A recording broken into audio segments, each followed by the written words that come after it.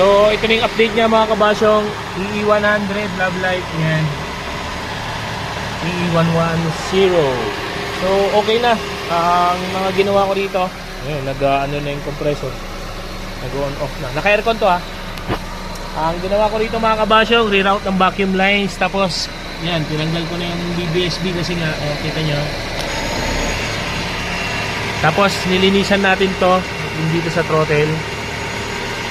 So, may throttle cable. Tapos, nag-bulk clearance tayo. And, yun, nahuli natin yung sakit nung sasakyan ni Kabasyo. Stock up, magnetic. Ay, stock, vacuum. Mechanical advancer. Yung vacuum ng ating advancer is sira. So, non-working. So, nakarely lang siya ngayon sa mechanical advancer.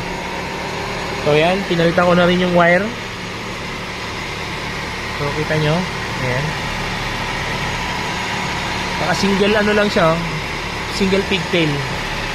So, pinalitan ko na rin. Ayan. Reroute ng vacuum line. Balibalik ng check valve. Check ng timing. Ayan, syempre. Ayusin ko na lang ito. Ganun. So, ayan. Naka-aircon to. Up and down. So, yun lang. All goods in the hood. Magta-testing na lang kami ni Kabasyo.